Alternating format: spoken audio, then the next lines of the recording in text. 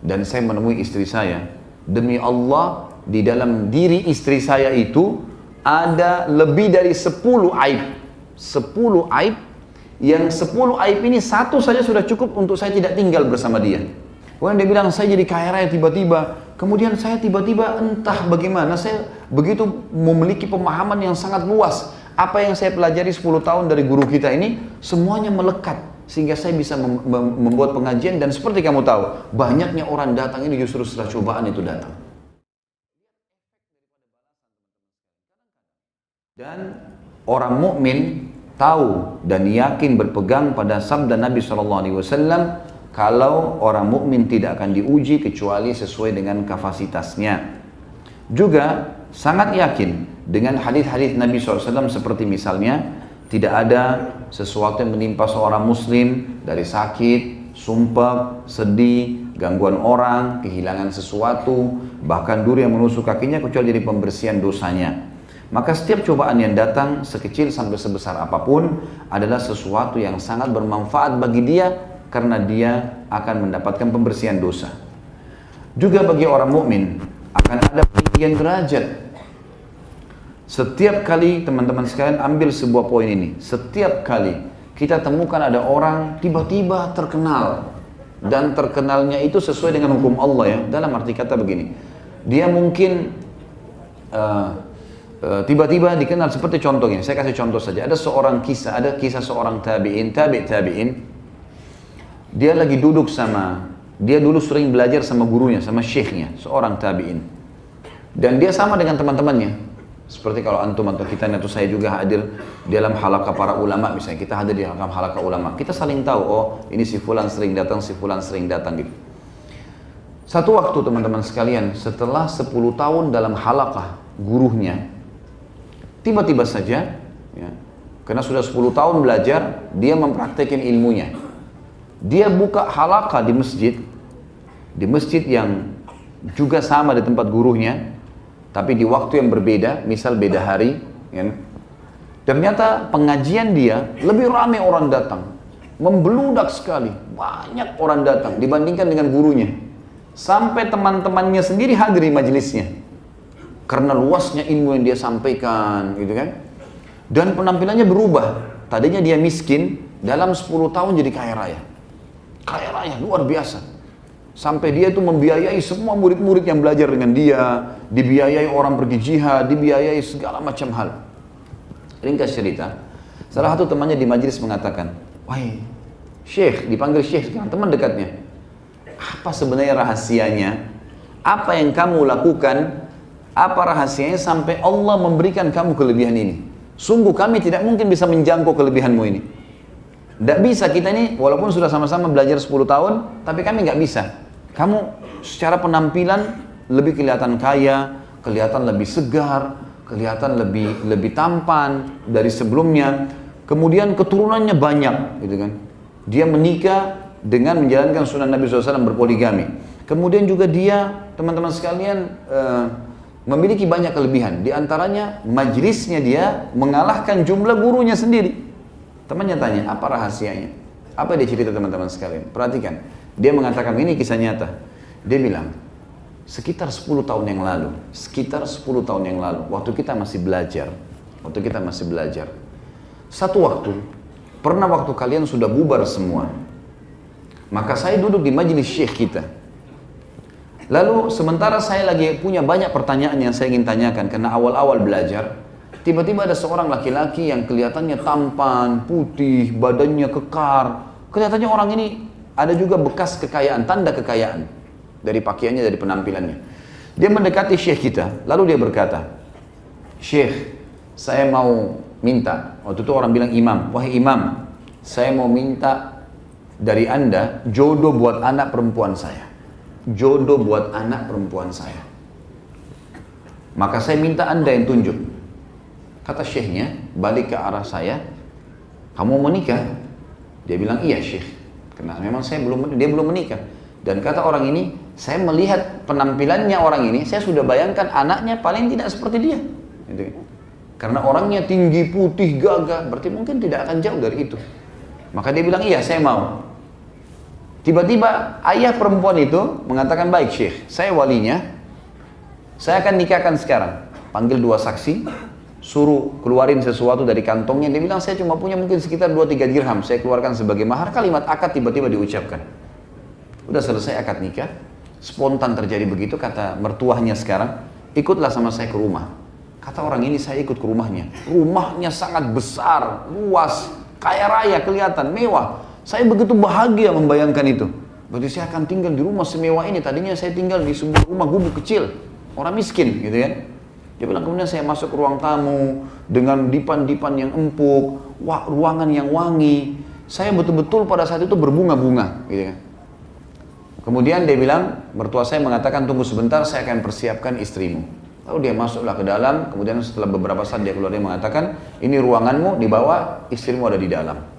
Apa yang dia bilang teman-teman? Waktu saya masuk ke dalam, dan saya menemui istri saya, demi Allah, di dalam diri istri saya itu, ada lebih dari 10 aib. 10 aib, yang 10 aib ini satu saja sudah cukup untuk saya tidak tinggal bersama dia.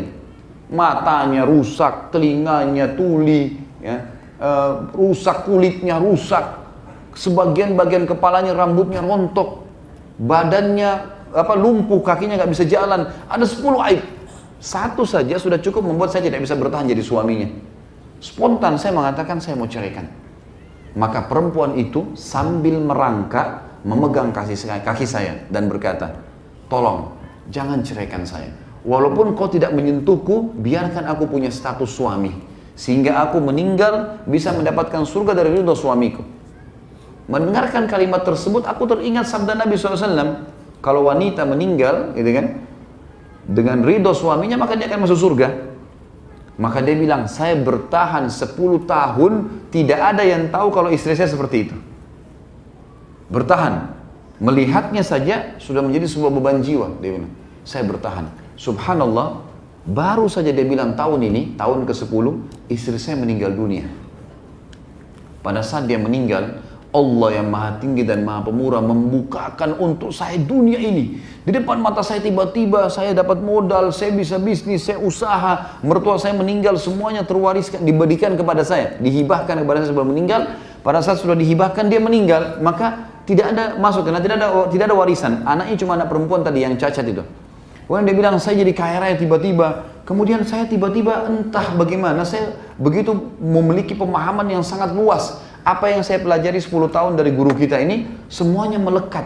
Sehingga saya bisa membuat pengajian, dan seperti kamu tahu, banyaknya orang datang ini justru setelah cobaan itu datang. Lihat efek daripada balasan teman-teman sekalian. Kadang-kadang, Allah subhanahu wa ta'ala ingin meninggikan derajat seseorang.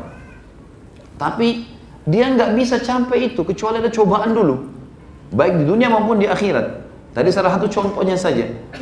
Kalau di akhirat teman-teman, ada derajat mungkin di surga, harus kita 100 tahun sholat malam, 100 tahun puasa, 100 tahun baca Quran. Tapi umur kita cuma 60. Tapi Allah mau kita sampai ke derajat itu, bagaimana caranya? Kita diuji dengan penyakit 10 tahun. Kita diuji dengan susahnya hidup. Minta-minta sama orang mungkin, mengemis. Gitu kan. Dan beragam macam cobaan. Tapi satu jawaban teman-teman, selama kita berada di rel agama yang benar, maka pastikan kita tetap akan berada di jalan yang benar. Dan juga tetap kita makan, tetap kita minum. Cuman ada cobaan yang sedang berlalu. Dilalui dengan satu kalimat rahasia, yaitu sabar. Baik, saya kasih definisi sabar teman-teman sekalian. Sabar adalah seseorang menerima takdir Allah yang sedang terjadi padanya. Dia sadari atau tidak sadari. Sesuatu yang sedang terjadi pada seseorang, takdir Allah, dia menerima takdir Allah yang sedang terjadi padanya. Dia sadar atau tidak sadar. Artinya sengaja sehingga terjadi sesuatu atau tidak sengaja sehingga terjadi. Lalu kemudian dia berikhtiar mencari jalan keluar tanpa keluhan. Dan sabar ini masuk kata ulama dalam 2 hal. Sabar dalam ketaatan kepada Allah dan sabar dalam meninggalkan maksiat kepada Allah. Masuk dalam 2 hal. Baik, sabar yang pertama teman-teman dalam ketaatan Allah, seperti antum hadir di majelis ilmu. Ini butuh kesabaran. Duduk sejam, 2 jam, 3 jam dengarin. Kita pegal, itu butuh sabar juga. Tapi ini karena umumnya orang mengetahui dia akan dapat ilmu, dapat sesuatu, maka dia bisa lakukan. Ada sabar teman-teman sekalian, yang masuknya ke dalam masalah, dan ini masuk dalam ketaatan Allah ini, masuk dalamnya adalah sabar kalau datang cobaan yang tadi, kayak penyakit, kayak cobaan dari pasangan hidup. Ya, kita tahu Nabi Nuh alaihissalam misalnya, cobaan berat adalah istrinya dan anaknya, nggak mau beriman. Nabi loh ini, 950 tahun mendakwai istrinya nggak mau masuk Islam, nggak mau menganut agama. Bagaimana dengan antum yang istrinya mungkin tadinya belum paham sunnah misalnya? Antum baru sebulan, 2 bulan, baru setahun dakwai terus sudah mengatakan saya ceraikan saja karena nggak mau ikut sunnah. Sabar akhi. Bagaimana banyak akhwat kita, memang awalnya dia sama suaminya bebas, kemudian dia dapat hidayah, dia ikut sunnah, suaminya belum. Sudah saya nggak bisa sabar nih, saya nggak mau jalan nih sama dia. Bagaimana dengan Nabi Nuh alaihissalam bersabar 950 tahun mendakwai mereka? Gitu. Apalagi ini hanya sekedar belum memahami, belum masuk iman dalam hatinya. Sudah cukup dia sebagai seorang muslim. Berapa banyak orang tidak sabar teman-teman dalam rumah tangga, hanya karena masalah sedikit kebutuhan tidak terpenuhi. Apalagi kadang-kadang yang sangat disayangkan dalam menerapkan syariat. Pasangannya lagi terapkan syariat, lagi sholat di masjid, lagi pergi ke pengajian, atau sibuk dengan jihad di jalan Allah, atau melakukan unsur poligami dalam agama, semuanya dijadikan masalah. Tidak ada kesabaran dalam menjalankan ketaatan Allah. Ini perintah Allah subhanahu wa ta'ala. Allah yang memerintahkan satu perbuatan, jihad. Ya setiap muslim harus sabar suaminya pergi jihad. Gitu kan? Mengharapkan pahala, itu bentuk ketaatan kepada Allah. Si laki-laki juga suami pergi jihad, dia juga harus sabar. Dia jalani itu untuk mendapatkan fadilah sedang Allah janjikan. Begitu pula sabar dalam meninggalkan maksiat. Akan terlintas teman-teman di dalam hidup kita semua, saya dan antum semua, ikhwat dan akhwat semuanya. Tidak ada orang yang tidak terlintas di dalam hidupnya peluang bermaksiat. Pasti terlintas peluang itu. Syaitan akan membuka 1000 cara. Satu gagal, yang kedua, gagal yang ketiga, yang keempat. Dan dia jeli melihat kelemahan seseorang mungkin bukan di zina misalnya, bukan di lawan jenisnya. Dipindahkan sama dia mungkin cinta harta. Jadi harta tidak apalah, suka menceritakan aibnya orang lain. Celah mana yang bisa, dia masuk. Dan 1001 jalan untuk dia lakukan agar kita melanggar. Sabar, tolak ajakan itu. Suruh berzina, tolak. Butuh sabar memang. Duh, ini perempuan luar biasa punya kelebihan. Lagi ngajak saya berzina, ngajak kenalan, ngajak ketemu. Tapi agama larang. Sabar, harus kokoh. Nggak boleh kita jebol di situ, gitu kan? Karena memang akan ada hasilnya ya. Sabar dalam menahan itu, nanti efeknya. Dan umumnya ulama mengatakan, sabda Nabi SAW, al-jaza' min jinsil amal, balasan akan datang sesuai dengan kadar perbuatan seseorang. Kalau cobaan kita, terbuka pintu maksiat teman-teman sekalian. Kemudian itu dari lawan jenis, berarti Allah akan mudahkan kita. Kalau lulus di situ ya, Allah akan berikan kita balasan kebahagiaan dengan lawan jenis, tapi dengan halal, pernikahan. Kalau cobaan di harta, kita ada kesempatan setan bukain peluang untuk buat nota palsu, untuk mencuri, untuk rekayasa data, untuk A, B, C, atau kerja di tempat haram dengan gaji yang besar. Sabar akhi, jangan terima, nggak boleh, haram-haram, nggak boleh ukhti, gitu kan? Boleh kerja tapi buka cadarnya, atau buka jilbabnya, atau A, B, C, tinggalkan, sabar. Ujung-ujungnya yang kita sedang tinggalkan, kalau kita sabar terhadap harta, harta akan datang. Ini sudah jelas, janji Allah ini, gak mungkin salah. Kata Nabi SAW tadi, balasan akan datang sesuai dengan kadar perbuatan seseorang. Ini jelas sekali ini, gak mungkin salah. Wahyu gak mungkin salah. Kita sabar dalam masalah apapun, responnya akan datang sesuatu yang mirip tapi dalam masalah halal. Sabar. Dan kalau antum sabar teman-teman sekalian dalam meninggalkan maksiat sampai titik klimaksnya, semua punya ajal. Semua punya ajal. Kita sakit ya, akan tiba ajalnya. Ajal maksimal tentu orang meninggal dunia. Tetapi ada orang sakit, misal antum lagi flu, antum nggak berobat kan? Tentu sabar tadi saya bilang adalah menerima takdir Allah, lalu ikhtiar ya. Tapi ada orang tidak berobat. Antum flu ya sudahlah, flu nggak usah berobat, nggak usah minum obat segala. Kalau dekat ajalnya, misal Allah sudah tentukan sakit itu seminggu teman-teman. Di hari-hari terakhir sebelum antum tiba ajal sembuh penyakit itu, Allah akan mudahkan antum minum obat, terdorong untuk minum obat. Ada jalan keluar dikasih. Allah SWT akan berikan sesuai dengan ajal. Jadi tidak ada sesuatu yang tidak akan dilampaui. Kalau antum sudah hadapi musibah seberat apapun teman-teman sekalian, yakin fa inna ma'al usri yusra. Pasti janji dari Allah, gitu kan. Puncaknya kalau seseorang pun sampai meninggal dalam cobaan seperti Sumayyah radhiyallahu anha, seperti Yasir suaminya radhiyallahu anhu, puncaknya kata Nabi SAW, sabran ala Yasir, fa inna mau'idahumul jannah. Sabarlah wahai keluarganya Yasir, Nabi sudah tahu nih akan terjadi pembunuhan mungkin. Tapi kalaupun sampai mati, pasti kalian akan masuk surga. Pasti, ini mati, udah surga, udah selesai. Itu puncaknya. Tapi di dunia teman-teman akan datang. Saya sudah kasih contoh tadi, seorang syekh itu. Dan banyak sekali kasus seperti ini, subhanallah. Hampir rata-rata para ulama, para teman-teman da'i-da'i yang kita kenal gitu kan. Itu kalau subhanallah, kalau kita duduk, dengarin ceritanya, ada aja cobaan yang diceritain sama dia. Kalau kita sebutkan kira-kira seperti apa masalahnya, ada sesuatu yang antum hadapin. Kalau dia mau jujur, atau dia mau ceritakan, maka dia akan ceritakan sesuatu mungkin tidak masuk di benak kita teman-teman sekalian. Apa yang telah terjadi pada mereka. Cobaan demi cobaan yang sangat berat, tapi karena mereka sabarin, terima sebagai takdir Allah, kemudian dia ikhtiar sesuai dengan hukum Allah yang terjadi, gitu kan? Maka insya Allah akan ada hasilnya, pasti. Kita akan dengarkan teman-teman sekalian, bagaimana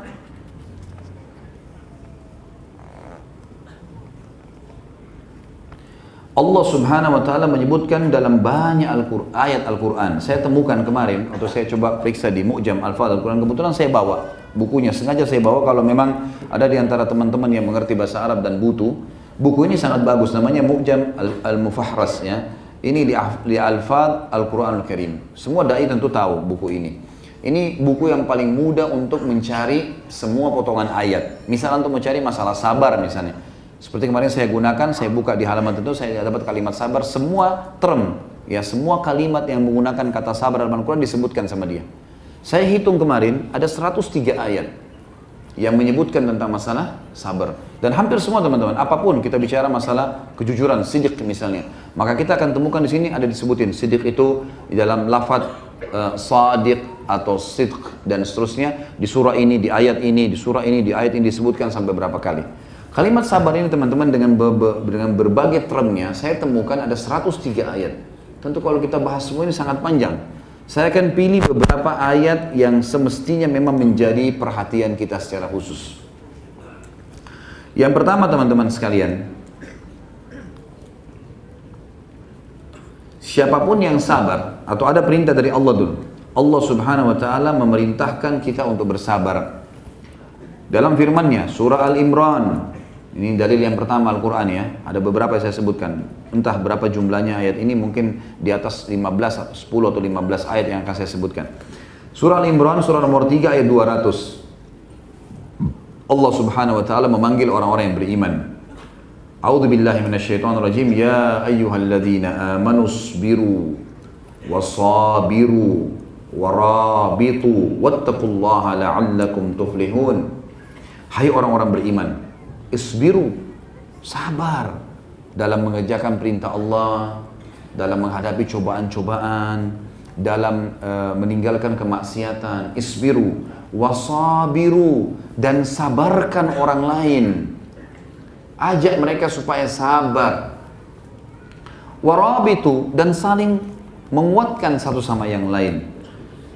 Dan bertakwalah kepada Allah, kembali kepada hukum-hukum Allah, karena akan dapat jawabannya.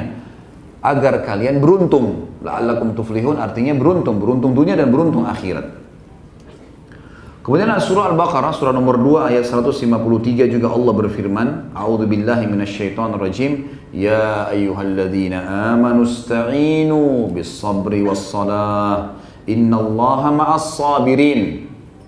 Hai orang-orang yang beriman, ista'inu, iyyaka nasta'in. Apa artinya ista'ana yasta'inu? Meminta pertolongan, jadikan sebagai sumber pertolongan.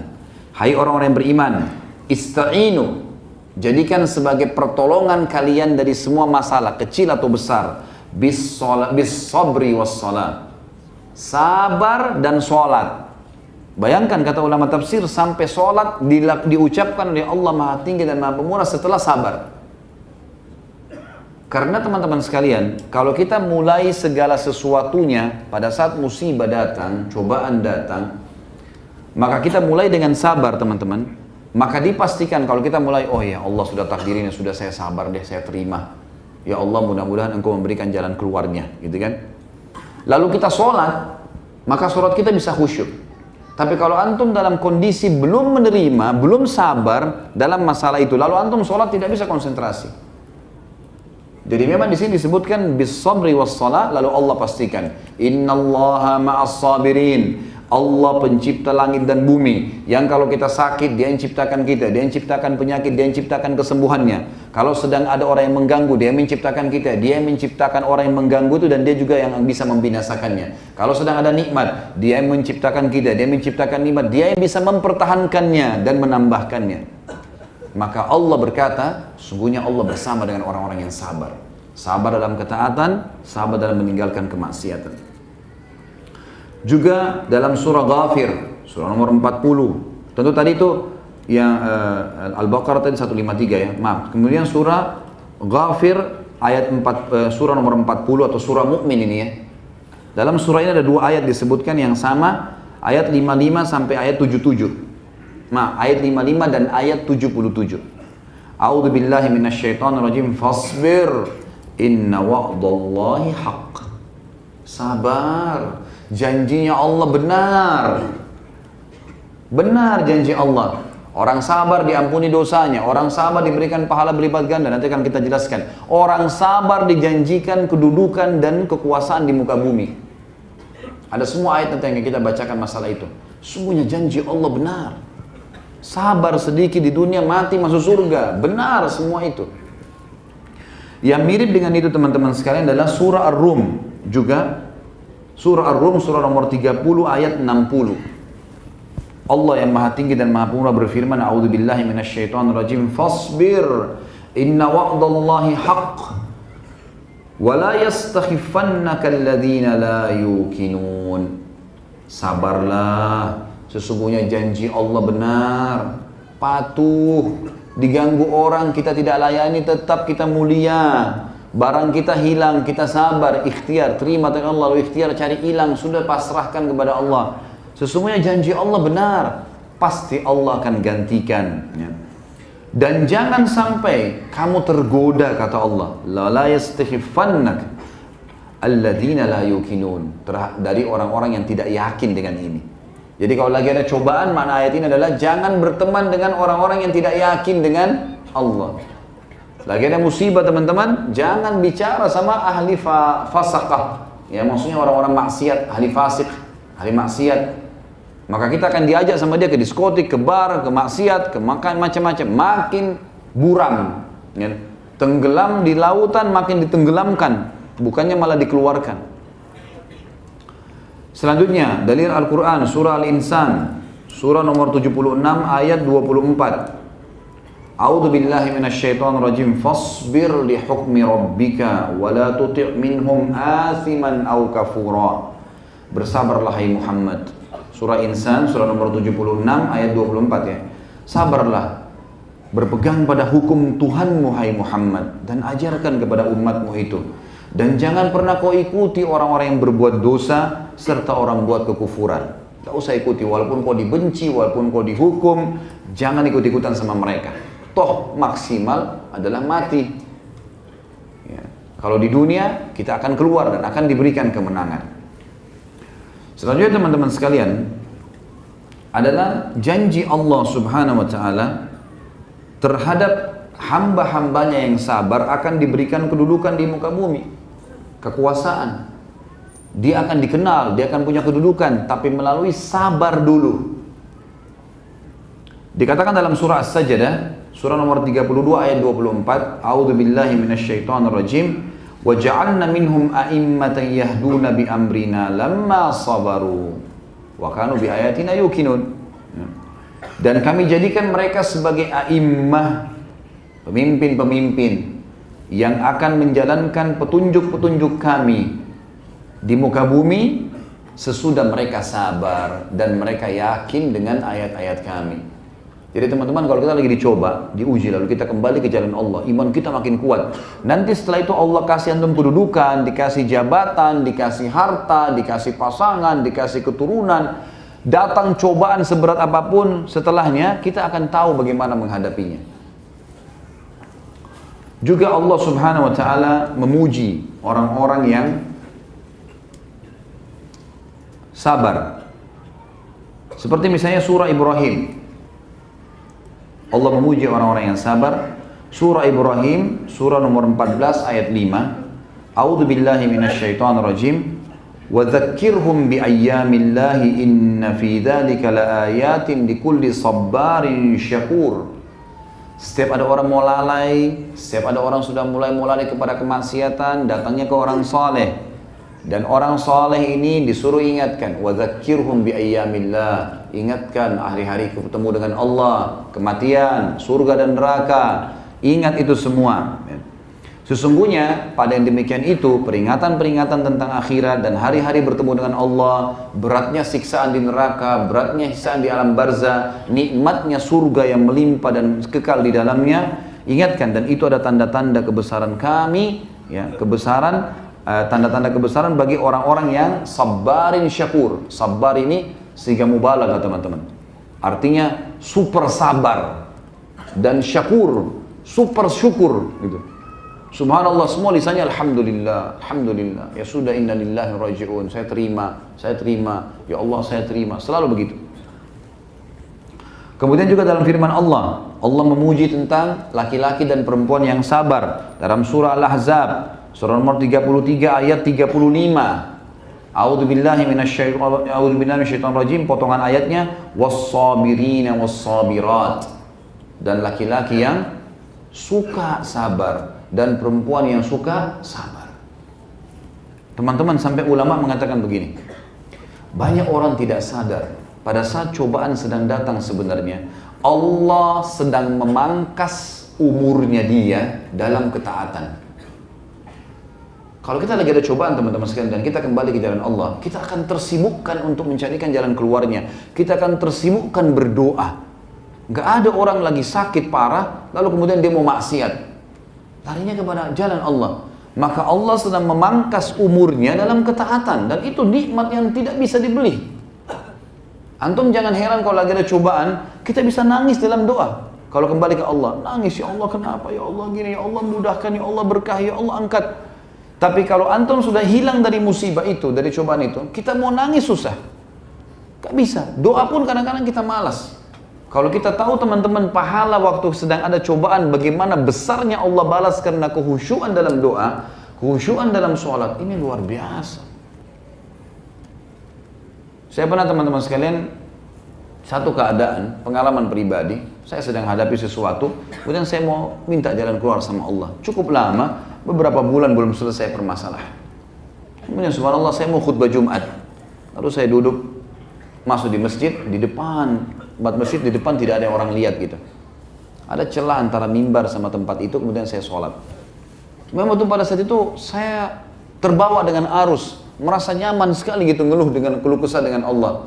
Sampai tidak rasa gitu, nangis sama Allah, sebutin ya Allah mudahin, ya Allah jadikan ini sebagai momentum imanku bertambah, dan seterusnya, beragam hal.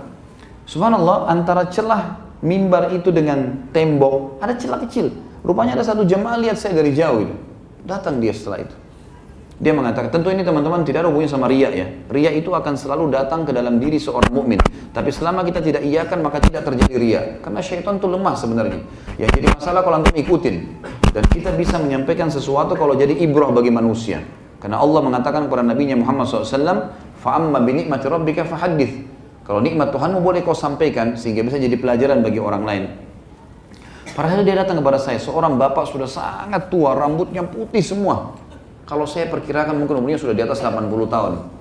Datang ke saya dulu dan mengatakan, Ustaz, memang dia sering Masya Allah hadir di rutin pengajian saya. Dia bilang, Ustaz sudah pernah susun nggak doa-doa dalam Al-Quran yang sering disebutkan? Saya kadang-kadang kalau khutbah, sering di akhirnya saya tutup dengan semua doa yang dimulai dengan Rabbana, Rabbana, Rabbana, semuanya gitu. Makanya jemaah tanya, pernah nggak Ustaz susun? Saya bilang belum, secara khusus belum sih.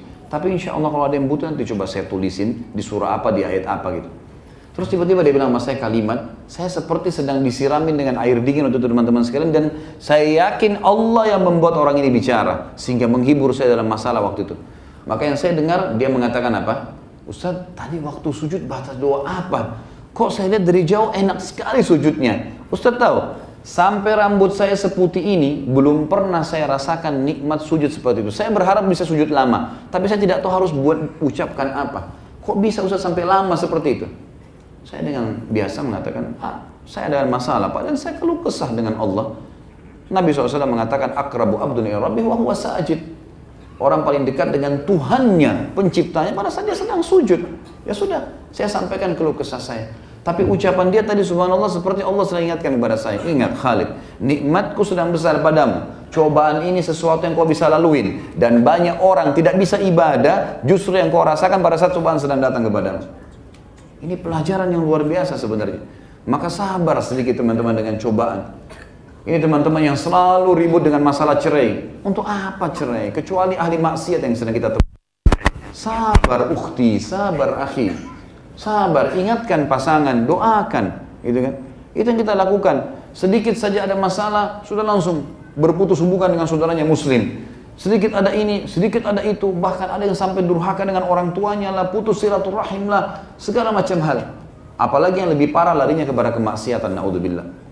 Akhirnya dari ahli ibadah tiba-tiba berubah menjadi orang yang maksiat. Tiba-tiba mencaci maki Allah, menganggap itu solusinya pada saat dia berzina di diskotik atau dia minum khamr. Wa na'udzubillah. Kemudian dikatakan teman-teman sekalian dalam firman Allah yang lain tentang nabi-nabi Allah. Mereka diangkat derajatnya justru setelah cobaan datang. Dalam surah Al-Anbiya, surah nomor 21 ayat 85 Allah memuji 3 nabi sekaligus. A'udzubillahi minasyaitonir wa Idris wa dzal kifl kullum minas sabirin. Dan Ismail juga Idris dan dzal kifl kami tinggikan mereka justru karena mereka termasuk orang-orang sabar. Antum jangan berpikir teman-teman sekalian semua nabi-nabi ini dakwah langsung didengar. Enggak. Butuh juhud, dianggap penyihir, dianggap pendusta, difitnah macam-macam. Sabar, gitu kan? Ada ikhwah begitu difitnah sedikit berhenti dakwah. Kenapa akhi? Kebenaran ini kok. Sampaikan, sabar, nggak masalah. Allah akan tunjukkan kebenaran. Jangan malah kita kendor. Sabar teman-teman sekalian. Saya waktu pertama balik ke Indonesia, yang hadir di pengajian mungkin 3-4 orang teman-teman sekalian. Saya masih ingat, tapi saya tunjukkan kepada jemaah saya komitmen. 3-4 orang pun saya baca kitabnya, saya ajar. Ini Masya Allah antum sudah berapa ribu sekarang yang hadir. Kadang-kadang kalau ada orang tanya kepada saya, kok bisa jemaah antum jadi banyak? Bukan dari saya, tanya di langit. Allah yang mengutus mereka. Bagaimana caranya? Saya tidak mungkin hubungin antum satu persatu untuk datang, gitu kan? Jadi memang ada kuasa Allah dan memang banyak teman-teman. Saya melalui banyak cobaan. Mungkin kalau saya ceritain ke antum satu persatu, antum, oh ternyata begitu ya Khalid Basanama itu. Antum tidak menyangka kalau itu banyak cobaan yang berat, gitu. Tapi itu bukan untuk dikeluh kesahkan. Untuk dinikmatin sebagai sebuah proses Allah tinggikan derajat. Tadi itu saya lihat depan mata saya sendiri. Banyak sekali terjadi. Sabar teman-teman sekalian, sabar. Maka sabar ini adalah sebuah senjata yang sangat luar biasa. Kemudian dikatakan juga tentang Nabi Ayyub alaihissalam. Nabi yang sangat mulia terkenal dengan kesabarannya. 20 tahun Allah coba, 20 tahun teman-teman sekalian, luar biasa.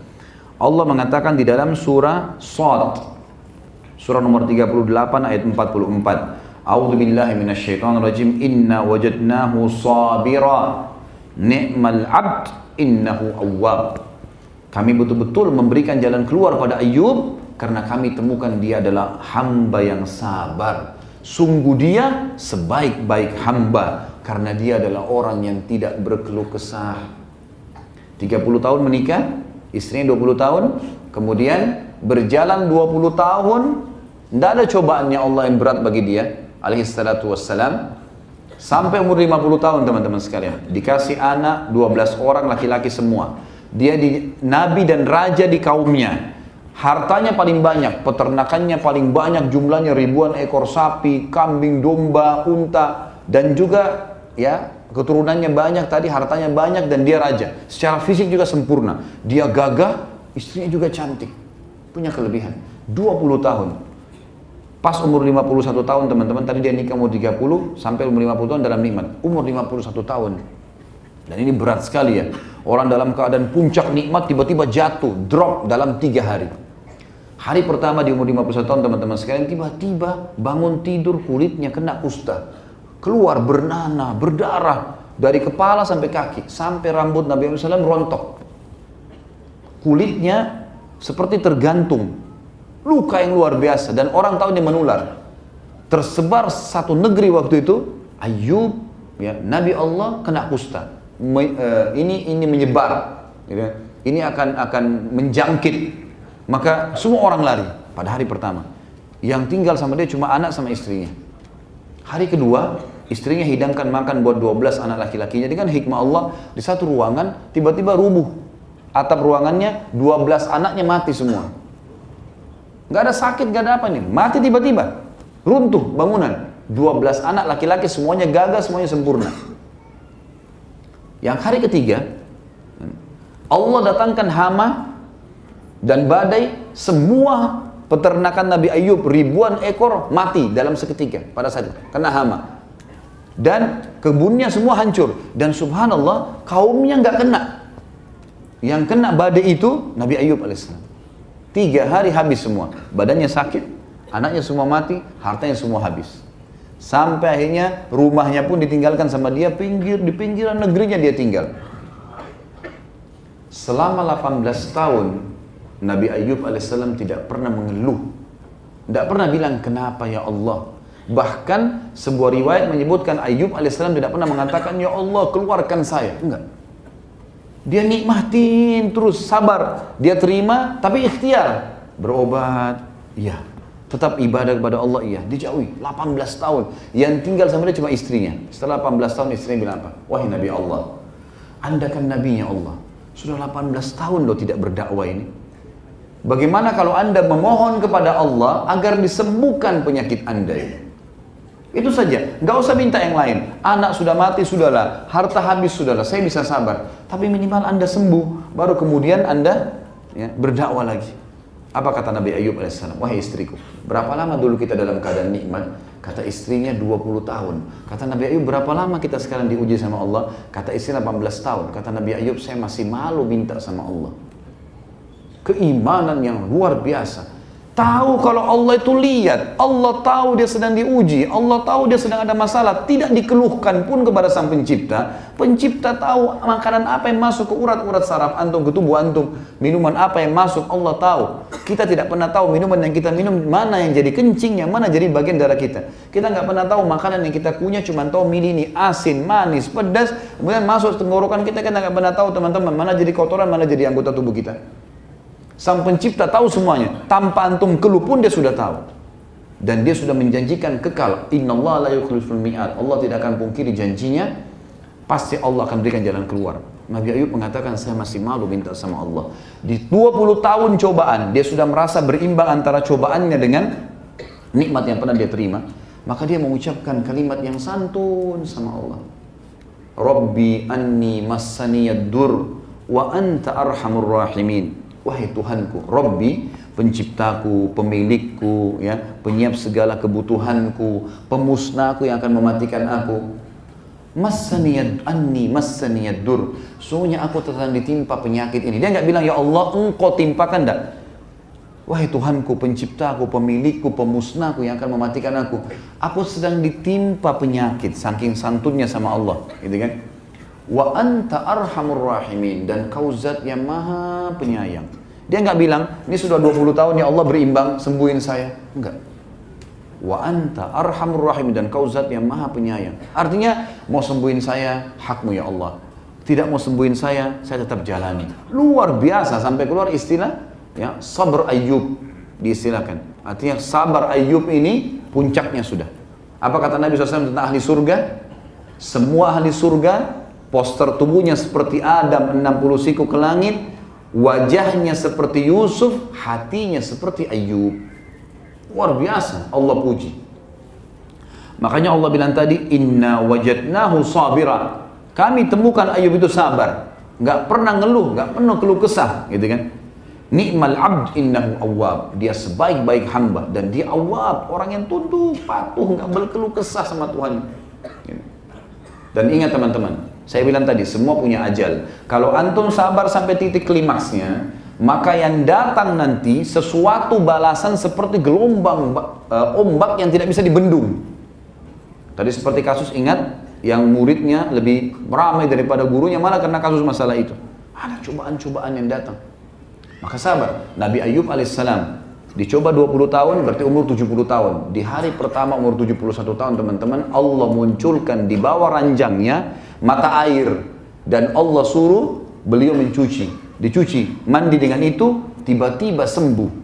Dan tubuhnya kembali kekar, lebih segar dan kekar dibandingkan 20 tahun yang lalu. Dari air mata air itu. Yang kedua, Allah subhanahu wa ta'ala mengirim seluruh masyarakatnya pada saat itu. Tersebar berita, Ayub sudah sembuh. Nabi Ayub waktu sudah sembuh, Allah perintahin dia jalan. Nabi Ayub jalan. Mungkin masyarakatnya, dilihat semua, Ayub, orang semua kagum. Luar biasa, sembuh. Alhamdulillah, Allah sudah sembuhkan.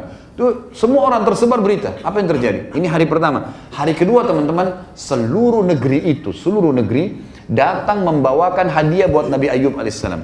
Ada yang bawa sapi, ada yang bawa kambing, ada yang hadiah wakafkan kebunnya. Pokoknya untuk Nabi Ayub.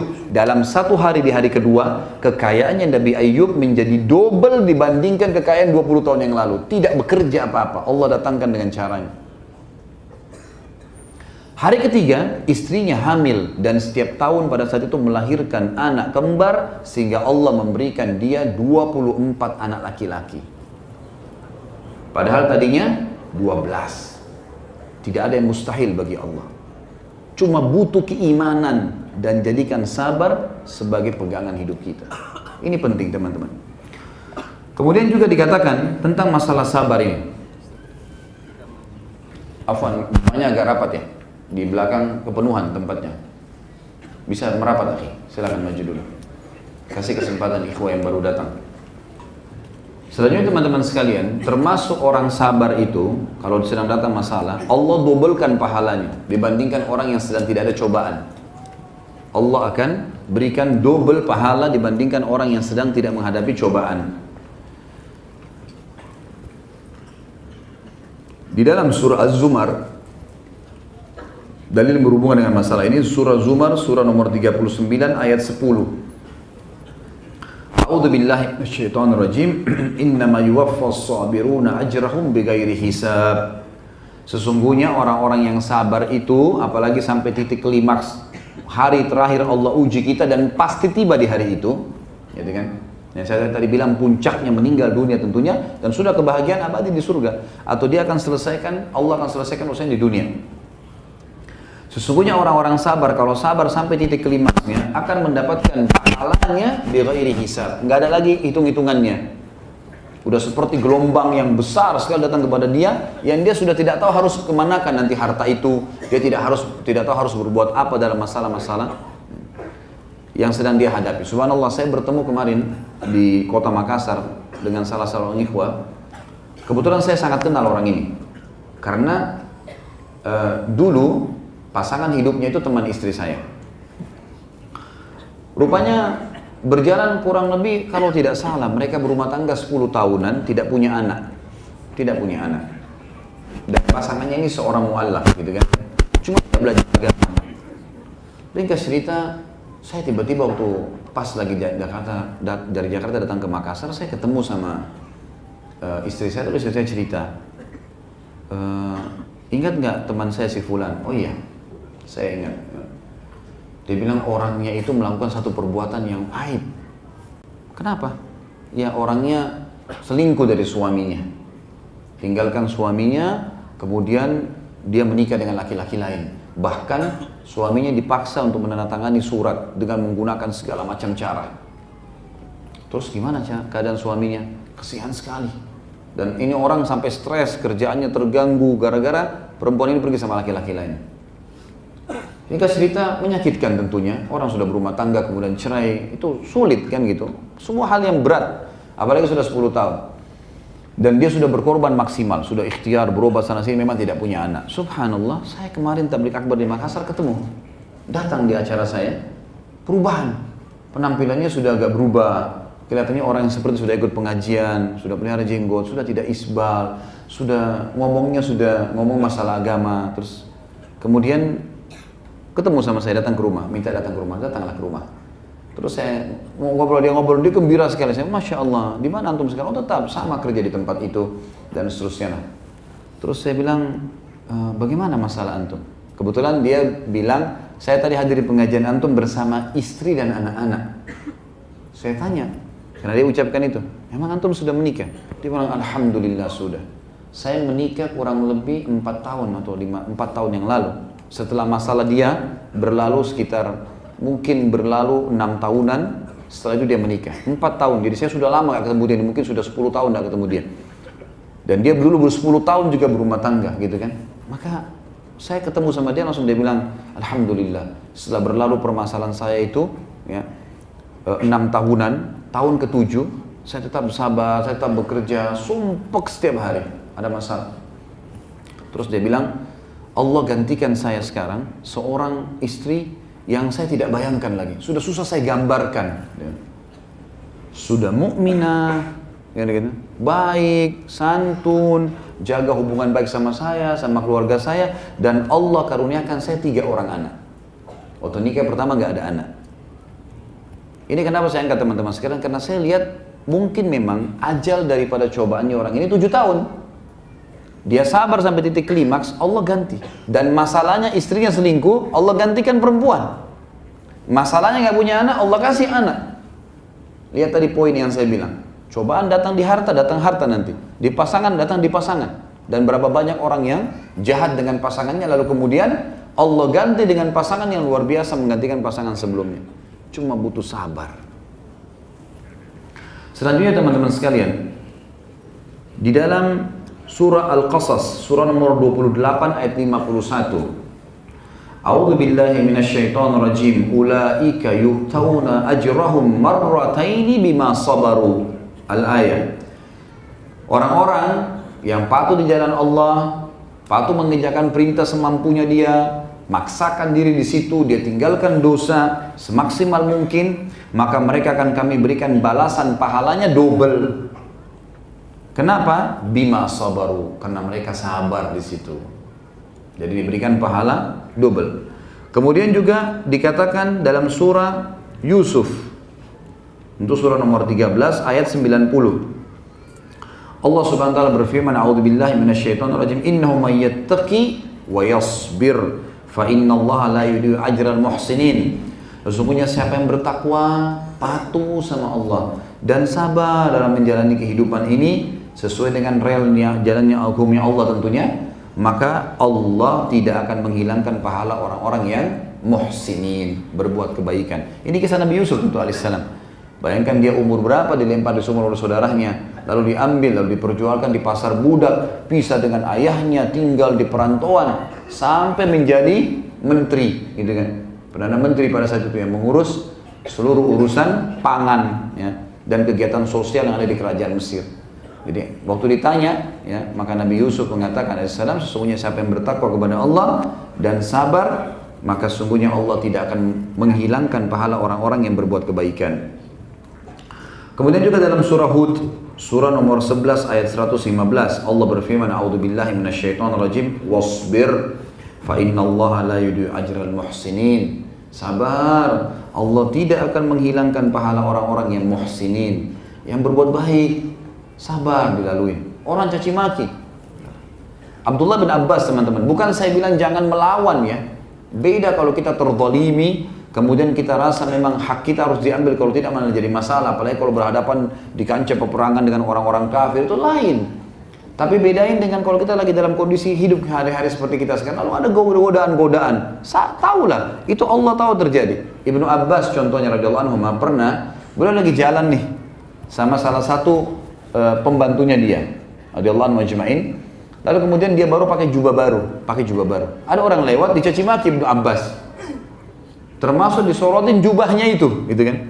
Kamu begini, kamu begitu, kamu itu gini, mentang-mentang sahabat Nabi segala macam. Tanpa sebab. Ibnu Abbas nggak kenal orang ini.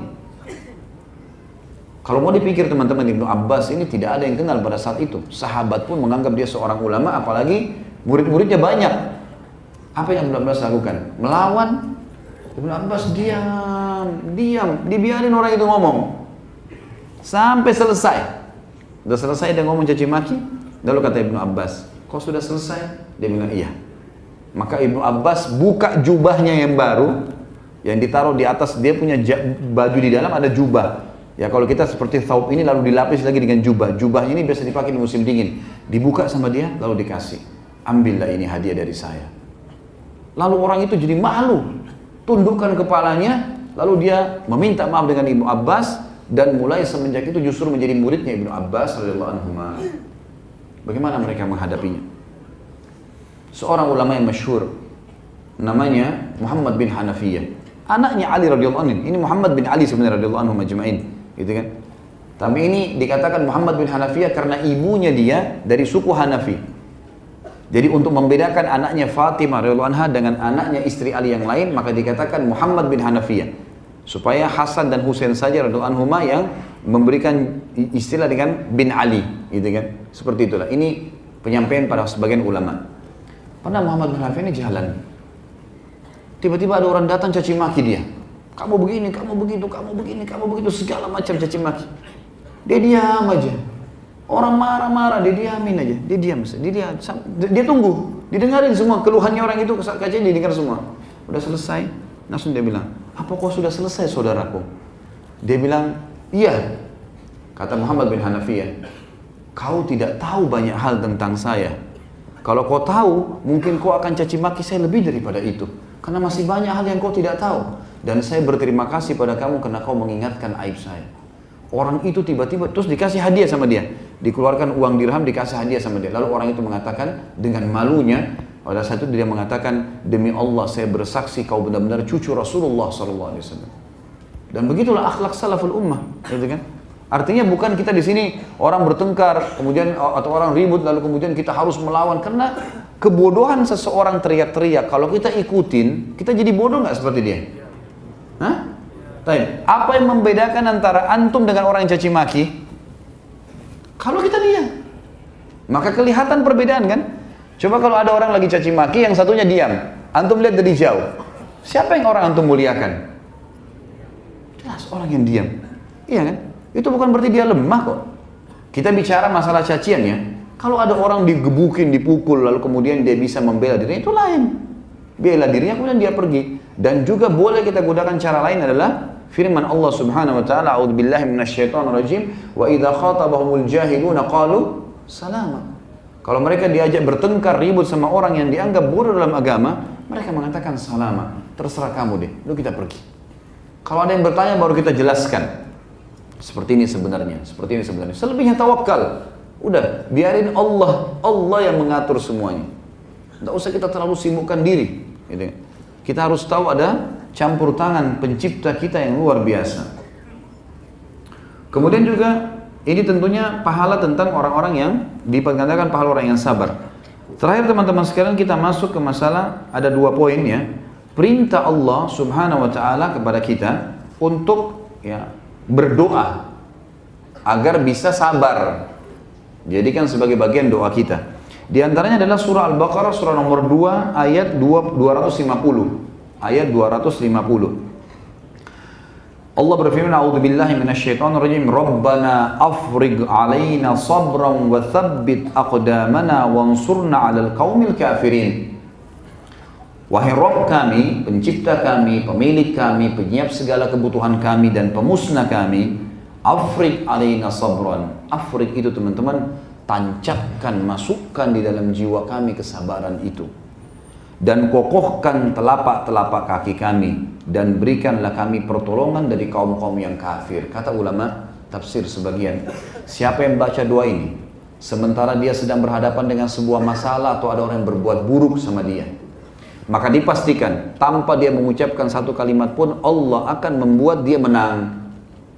Karena dia bilang afriq alaina sabran, kemudian watsabbit aqdamana, tanamkan rasa sabar dalam hati kami, kemudian kokohkan telapak kaki kami. Maksudnya jangan membuat kami ini akhirnya goyah, jadi malas, jadi takut, jadi khawatir. Dan dikatakan wansurna 'alal qaumil kafirin, berikan kami pertolongan. Allah akan datangkan pertolongan dengan caranya.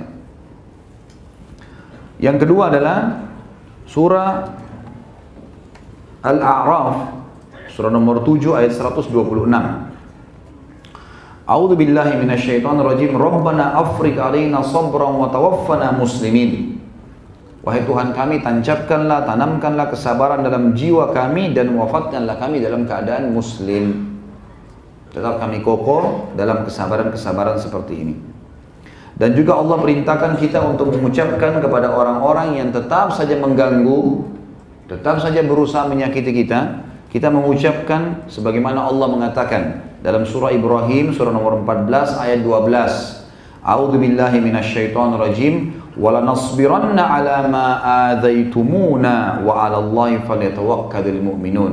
Kami pasti akan sabar terhadap hal-hal yang kalian lakukan pada kami. Adzaitumuna ini maksudnya yang kalian sakiti kami. Kami akan sabar dengan itu. Artinya, sabar tadi menerima sebagai takdir Allah dan ikhtiar. Ada yang butuh dijelasin. Kita diam ya diam, gitu kan. Ada yang bertanya kita jelaskan. Ya. Sabar. Maka kami pasti akan bersabar terhadap apa yang kalian sakiti kami dan hanya kepada Allah lah orang-orang beriman bertawakal. Baik. Terakhir teman-teman sekalian, orang yang sabar dijanjikan dari semua urusan dunia. Akhirat dijanjikan masuk surga. Ayat-ayatnya banyak ini. Di antaranya adalah firman Allah Subhanahu wa taala, A'udzu billahi minasyaitonir rajim. Ini dalam surah Ar-Ra'd. Surah Ar-Ra'd, surah nomor 13 ayat 22 sampai ayat 24. وَالَّذِينَ صَبَرُوا ابْتِغَاءَ وَجْهِ رَبِّهِمْ وَأَقَامُوا الصَّلَاةَ وَأَنفَقُوا مِمَّا رَزَقْنَاهُمْ سِرًّا وَعَلَانِيَةً وَيَدْرَؤُونَ بِالْحَسَنَةِ السَّيِّئَةِ أُولَئِكَ لَهُمْ عُقْبَى الدَّارِ. Dan orang-orang yang selalu sabar, dan dalam sabar itu mereka berharap wajah Tuhan mereka, maksudnya ikhlas, tulus mengharapkan pahala. Lalu mereka selalu mendirikan sholat. Dalam masalah-masalah mereka hadapin, tetap mereka komitmen jaga sholat. Mereka juga mengeluarkan harta-harta yang telah kami berikan kepada mereka, sembunyi-sembunyi dan terang-terangan. Ini dalam cobaan lagi datang ya. Lalu mereka selalu mengikuti perbuatan-perbuatan baik ya. Mereka selalu menjadikan perbuatan baik mereka sebagai pembersih perbuatan salah mereka. Karena memang ada hadis yang berbunyi kalau perbuatan pahala akan menghapus dosa-dosa. Mereka itulah akan mendapatkan ya, surga nanti. Uqbad dar adalah balasan yang terakhir di surga, di akhirat nanti. Itu ayat 22. Ayat 23-nya Allah sebutkan uqbad dar itu apa sih? Balasan di akhirat nanti, jannati adni yadkhulunaha wa man salaha min abaihim wa azwajihim wa dhurriyyatihim wal malaikatu yadkhuluna alaihim min kulli bab. Ayat 24-nya, salamun alaikum bima sabartum fa ni'ma uqbad dar. Uqbad dar, balasan nanti di terakhir tempat tinggal adalah surga kata Allah. Jannat, bukan satu istana. Surga, istana. Aden, ya Aden adalah salah satu nama surga yang mulia, yang dia akan masuk atau mereka akan masuk di dalamnya plus karena dia sabar, maka wa man salaha min abaihim, juga bapak-bapak mereka kami masukkan bersama mereka di surga, wa azwajihim, dan istri-istri dan suami mereka, wa dzurriyyatihim, dan keturunannya. Bukan cuma dia masuk surga, semuanya dimasukkan ke dalam surga. Dan malaikat masuk kepada mereka di surga-surga itu melalui semua pintu. Lalu para malaikat berkata salamun alaikum. Keselamatan di dunia dan di akhirat untuk kalian. Bima sabartum, terhadap apa yang kalian sabari ini. Fa ni'ma uqbad dar, ini sebaik-baik tempat untuk ditinggali. Jadi balasan surga. Yang kedua adalah firman Allah dalam surah Al-Furqan, surah nomor 25 ayat 75 yang berbunyi a'udzubillahi minasyaitonir rajim. Inna jazainahumul yawma bima sabaru annahum humul ayatnya ulaika yujzauna al-ghurfata bima sabaru wa yulaqauna fiha tahiyatan wa salama. Furqan surah nomor 25 ayat 75 bunyinya a'udzubillahi minasyaitonir rajim ulaika yujzauna al-ghurfata bima sabaru wa yulaqauna fiha tahiyatan wa salama. Mereka itu akan masuk ke dalam istana-istana di surga karena mereka sabar selama di dunia, dan mereka di sana di dalam surga mendapatkan sambutan-sambutan yang meriah dan ucapan-ucapan selamat. Juga surah Al-Mu'minun surah nomor 23 ayat 111. A'udzubillahi minasyaitonir rajim. Kata Allah kepada orang-orang yang sudah berusaha mematuhinya di dunia, inni